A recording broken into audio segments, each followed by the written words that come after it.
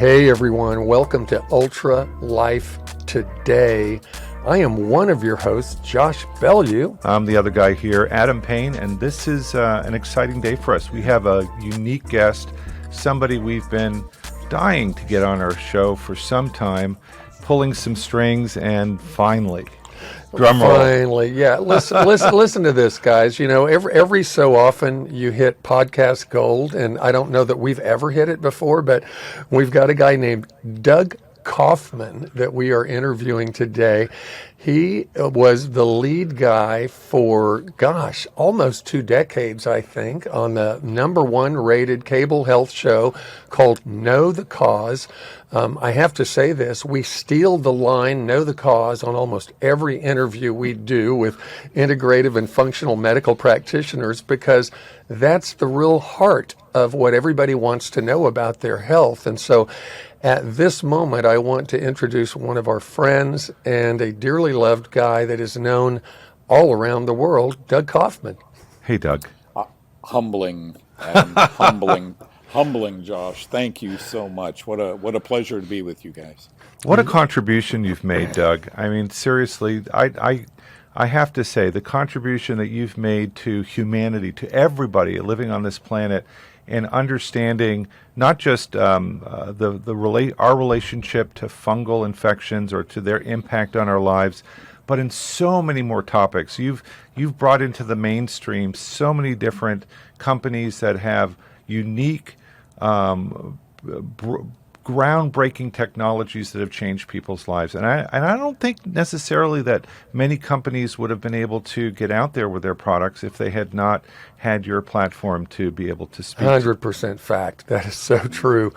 Now, Doug, so thank you. Yeah, thank you for everything you've done. And I have said this, Doug, to you privately just a few moments ago, and I've said it to Adam last week. I think we announced you going to be on in a couple of weeks.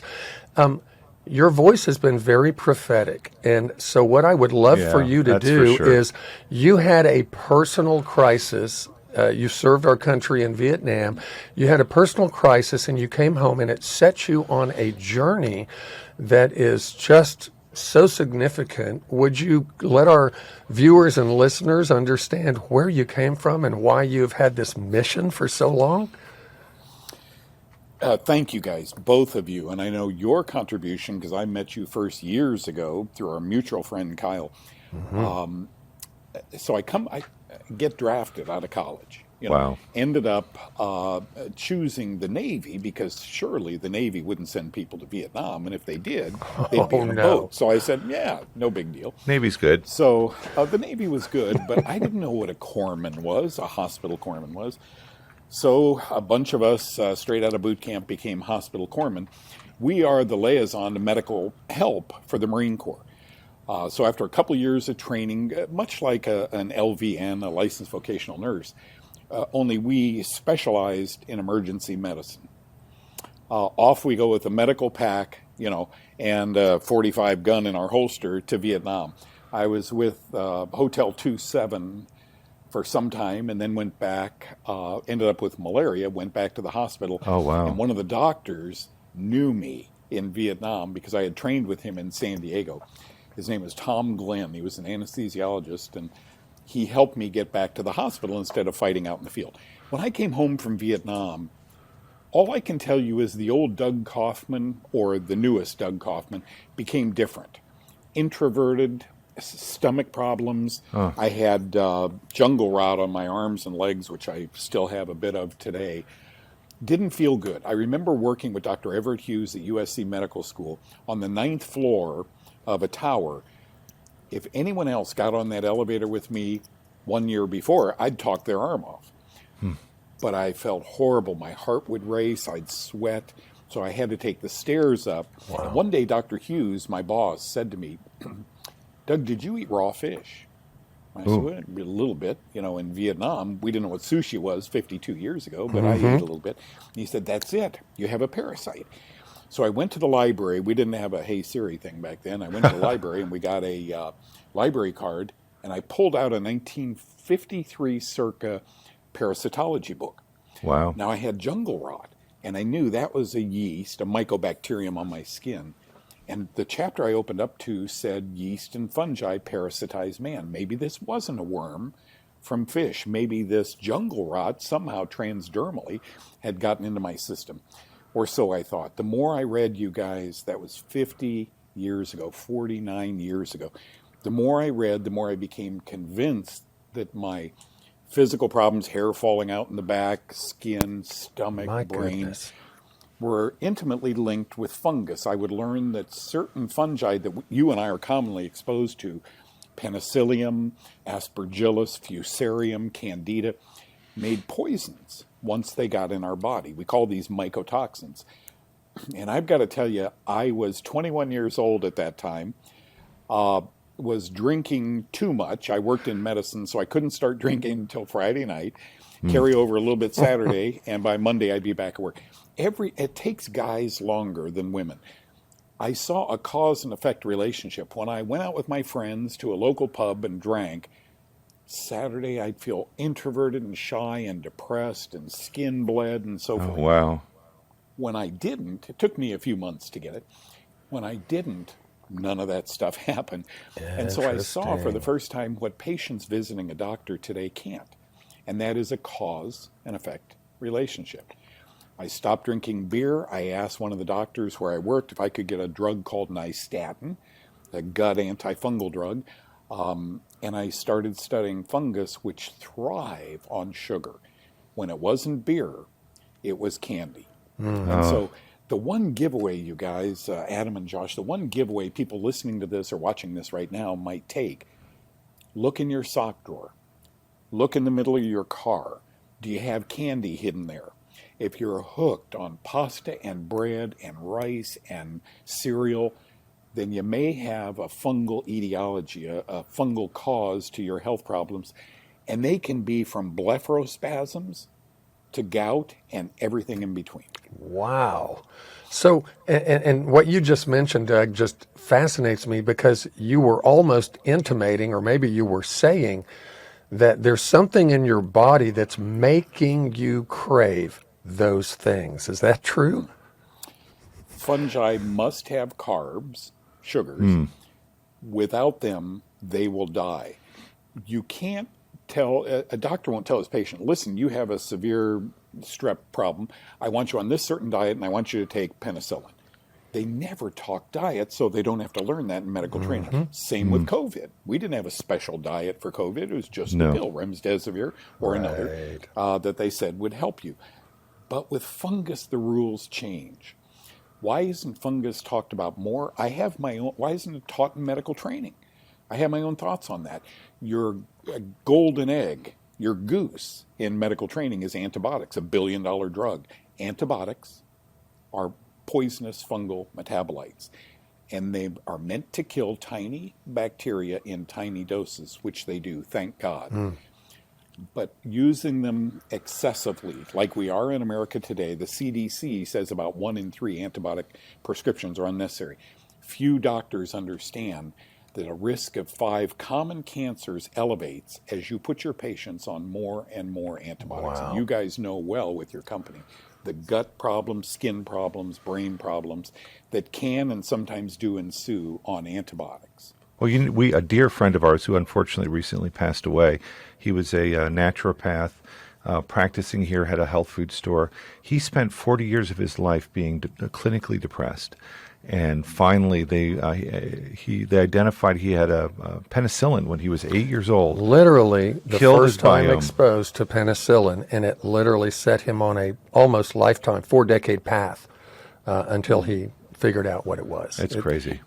Did you guys read, the article here probably 5-6 years ago? I reported on TV. Did you know that selective serotonin reuptake inhibitors, Prozac, Zoloft, and the like, are magnificent fungicides? They kill fungus. What? Do you believe that? And then we found that dopamine Did wasn't not the know problem. that. Yeah, wasn't the problem with lower dopamine doesn't induce depression. What does induce depression?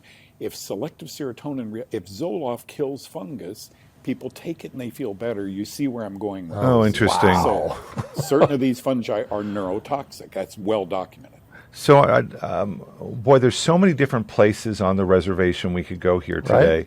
Right. There's a recent article that came out that aflatoxin B is neutralized by curcumin. I don't know if you saw that article. I love it. You love that article. I love it too. We've known for a while that curcumin can essentially nullify the effects of these negative toxins, or these toxins that come out of fungus, and there's so many. And there was another paper that I don't know if you saw this. You probably did. That came out of Israel, where they said they looked at the fungal biome of cancers, of different solid tumors, and they found that there was literally, you could take any cancer, and there would be 3 or 4 different fungal that would be commensal. In other words, that would be a part of that tumor biomass. And it wasn't always one; it was usually a group of 3 or 4 that were influencing there. So there's this relationship of cancer to fungus. There's this relationship of our feelings of well-being, depression, and fungus. I know that the digging the hole and we're not even scratching the surface here of where we could go with this. Doug, let's get down to some practicalities.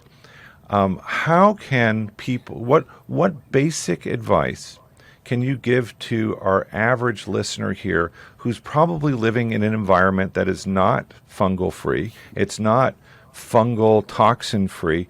What practical things can we do as human beings to overcome these negative influences and find a path towards some freedom here? Yeah, and Doug, with 3 minutes left to the break, I want to make sure people know how to get a hold of you every single time. So is there some contact information that people can get a hold of you and know who you are and learn about your amazing What's stuff? a good website for people to start with, Doug?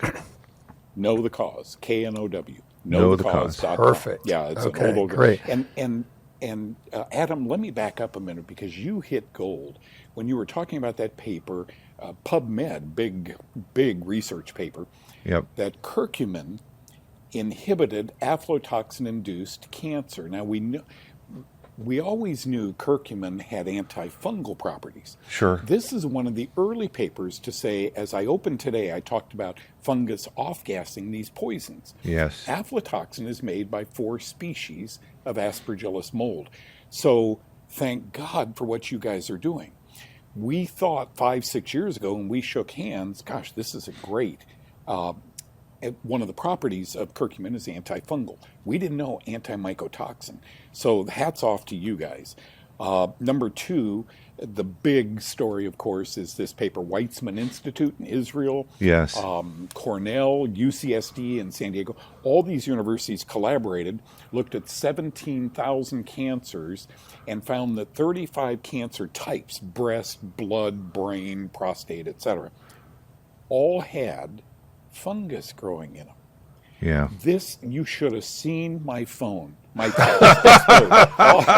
You still haven't responded to all the emails, have you?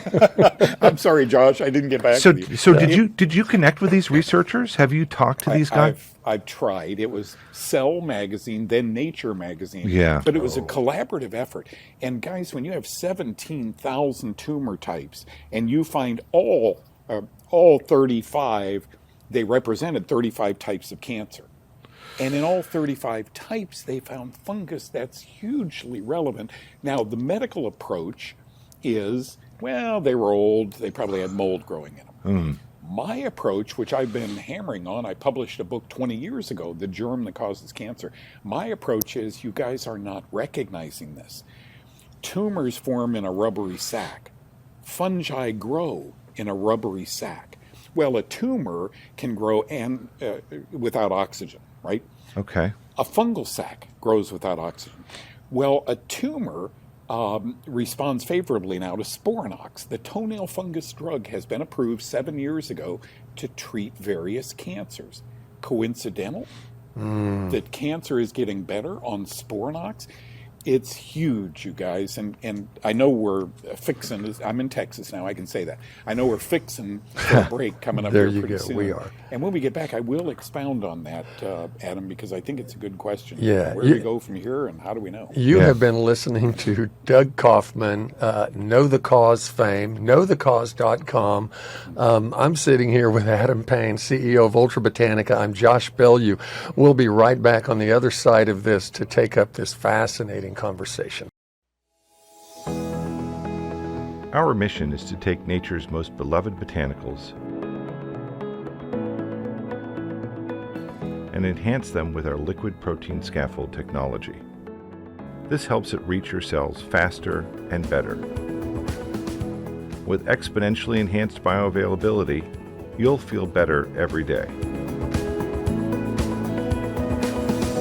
Ultra Botanica, the feel-good curcumin. Welcome back to Ultra Life Today. Don't you dare go anywhere. We have got, as I said earlier, podcast gold with Doug Kaufman. He's been sharing a little bit about his journey, personal journey with fungus that set him on the course to literally be a guy that's been prophetic about fungus, mycotoxins, and everything that they affect for our health. He's the Know the Cause guy. Go to knowthecause.com. You can find Doug there. And I'm sitting here with my buddy. Yeah, Adam Payne. You don't need to be so circumspect, Josh. This has been we're digging into some gold here with Doug. So Doug, Doug, set us up here. We were talking about the relationship of fungus and curcumin and those things. Where do you want to go from here? And you asked some practicality stuff, I did ask which some- our, I did which ask some our prac- audience needs to know. Yeah, and I want to know. I mean, I think that they're, we love, Kyle Drew is a dear friend of ours, and he keeps on saying, don't eat pistachios. And I'm like, why? What's wrong with pistachios? They're so good. It's so fun to pop them open and the salty goodness melting in your mouth. Oh, Adam, what a great setup. So Kyle, of course, I came out to Oklahoma City 1,000 years ago, lectured at a huge church. Kyle sent me a picture of it the other day, and Kyle was one of the attendees. Nice. Kyle worked for the pharmaceutical industry. He had watched me on TV, and he said, gosh, this might be gold. An amazing man, really has taken a love to your product, and justifiably so. I mean, we've learned through research this has good antibacterial properties. So if you take curcumin every day, take theirs. It now has not only antifungal property, it has antimycotoxin property. This is huge, you guys, huge. Along the lines of cancer, I have lectured, as you know, Ty and Charlene Bollinger. I gave a lecture to 50,000 of their sitting there audience. Amazing group. I have lectured to oncologists in San Diego, California, back about 5 or 6 years ago. My knees were knocking because I wasn't a doctor, and yet I was called upon to teach them about fungus. Interesting. You are the man. I'm just blessed. And by the by, speaking of blessed, the Bible doesn't say the word bacteria. The Bible's never mentioned a virus. The Bible doesn't say COVID or the common cold, but 30 times derogatorily in the books of Moses in the Old Testament, the Bible says derogatorily, don't be like the yeast of the Pharisees. And I got to thinking about that. I got to thinking about Genesis. You know, when I put a spreading mildew in a house in that land, you got to get it fixed, or it can cause human disease. My footnote in the Bible says that. Biblically speaking, you guys are right on what your company does and what my company does. Scientifically speaking, everything is bacteria because we got hundreds of antibiotics on the shelf we got to sell.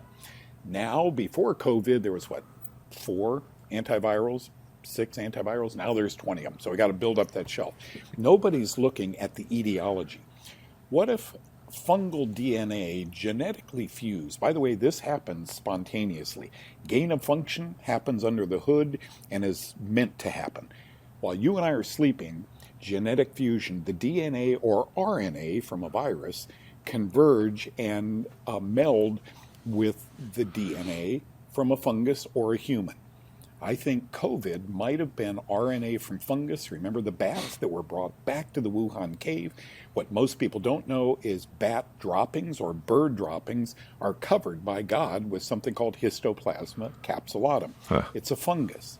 It's a pathogenic fungus. Those two got together, got into our lungs, and the symptoms were identical, the incubation times were identical, and we could go on forever. Wow. And cancer, which people want to know more about, fungal DNA, once we have a fungal infection, how do we get a fungal infection? I mean, it's amazing, you guys, how many, the cleanest homes in America have penicillium up in the ducting system, or fusarium, or alternaria, or any of these molds, some of which are pathogenic.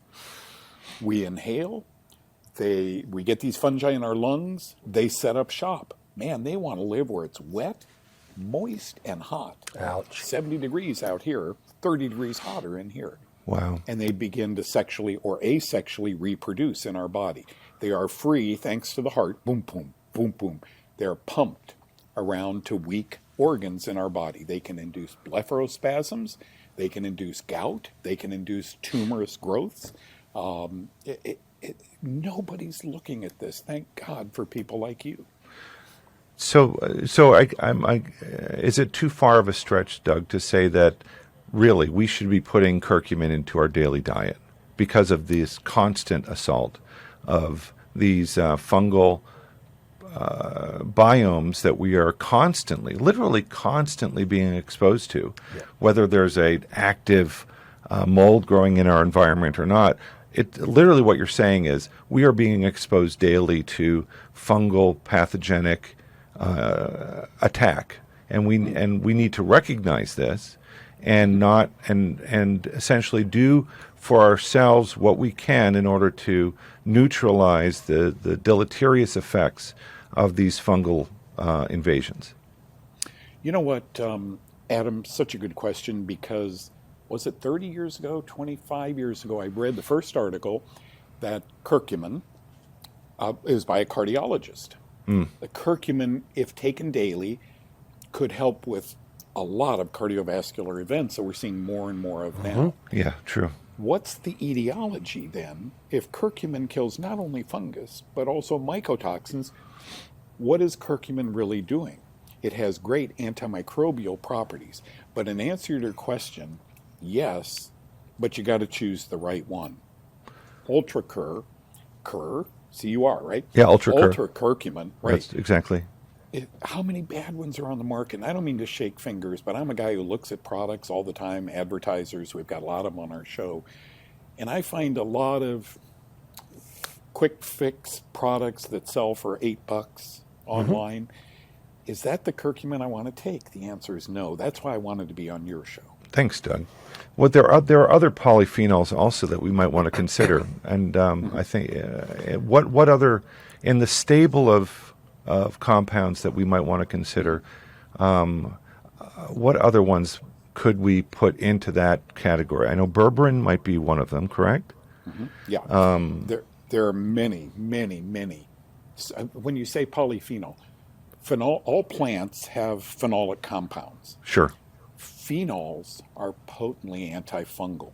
When a farmer plants a seed, antibacterial, antifungal, the phenolic compounds that plants begin to resist and fight. That's why it grows through the germination process once the sun takes over and photosynthesis takes over.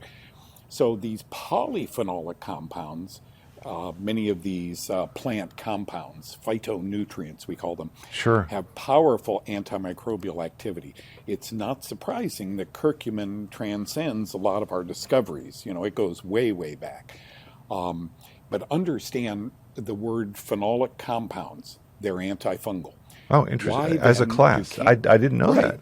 Yeah, I spoke on this at the cancer meeting. When our patients, say cancer doctors, eat greens, Doug, I tell them make greens and Italian parsley and spinach and so forth. They seem to do very, very well with a specialized diet. Why? They're eating antifungals. They're not feeding cancer. God knows what he's doing, right, Doug? That's great. Exactly. That's great. No mistakes. So you're essentially you're kind of the superhero. You're telling people to take a diet that's going to provide these superhero compounds that will actually help them with their health as they're going on in life. You guys have studied, I know you study these things, but the ketogenic diet Yeah, is interesting. now being studied by many doctors. As a matter of fact, I see more and more publications. Well, just like Sporanox, the toenail fungal drug, the new diet on the block is a diet that's just meat, right, and eggs and protein, or the ketogenic, which is what, 5 to 7% carbohydrates. What do fungi eat? Right. The keto. Glucose. If I had cancer, I'd put myself into ketosis, not ketoacidosis, right? That can kill a diabetic, but ketosis. And I would starve the fungus. That's what these diets do. Okay. You're either feeding fungus or starving it, and I think that's the bottom line to disease. You're either taking a quality curcumin or you're not, and you're wasting your money. So, Doug, Get on solid products. Doug, first steps here, because one of my own family members, after I was listening to you and listening to Kyle Drew, one of my own family members got on your website, they downloaded your diet, and they also found that you recommended certain age-old antifungal drugs for an individual. And my thought at this time was, as I learned more about what you were doing, my thought was, oh my gosh, we're all walking around as fungal time bombs, mycotoxin time bombs, and we don't know it because of diet and exposure, environmental exposure, everything that we're into. Give some people some quick practicalities that they can actually sink their teeth into, one bite of the apple, because I felt like what you recommended for many people is they do need to go to their doctor and say, hey, I'd like you to prescribe these things. I love the fact that my family member that went to their doctor, they were an old guard person, like that first doctor that said to you when you came back from Vietnam, hey, there's something wrong here. It's probably a fungus involved, Interesting. So tell people what they can do, and I want them to be able to go to your website. You have so much free information about basically the Doug Kaufman diet, Doug Kaufman's antifungal protocol, because I think most of us need to do this. Tell us how to do it. So I got to look at that time in my life. I get back from Vietnam. Dad had lost a leg and a hip to cancer. Wow. He had prostate problems. They put a pacemaker in. Dad was a World War II guy. Loved his cigarettes, loved his beer. And you can begin to see how fungi set up residence inside his body that looked like everything was wrong. And I said, I don't want to be, when I get 74, like I will be soon, I don't want to go to doctors. That meant I had to exercise and sweat and be out in the ice. That meant I had to eat differently than most 50, 60, 70-year-old guys, right, which I do. That I think most of us can prevent doctor visits. I understand some people have to go to a doctor. I have, in avoiding doctor's visits, I've avoided drugs. I take no drugs. So that's where the curcumin, that's where the lifestyle. You can't eat grains for two reasons. Number one, here in the U.S., they are sometimes contaminated with fungal mycotoxins. Right. Number two, they feed fungus. Peanuts are one of the notoriously impregnated with fungal mycotoxin foods in the world. I haven't had a peanut in 50 years. And so I know where you're going with this, right? What about other nuts? But peanuts. Well, you've already destroyed my love affair with pistachios. So, yeah, and now your Skippy and Jif have to go, right? Along with the hydrogenated oils that they have in them. So anyway, okay. You see peanut. You see all these kids allergic to peanut. I contend they're not. They're allergic to the poisons in peanuts that can induce severe allergies. That's interesting. But I digress. So the diet has to be, I ate a green apple on the way to the office today. There are two restaurants out here that my producer and I love because they make food special for us. We have a chicken salad. You have to think outside of the box. You can no longer drink alcohol. When you guys get this, you understand alcohol is intimately linked to so many cancers for a reason. It's the mycotoxin of brewer's yeast. You have to be careful when you exercise, you eat properly, you take your supplements that you're supposed to be taking. You don't need antibiotics. antibiotics are fungal metabolites. So you see my thinking here. Yep.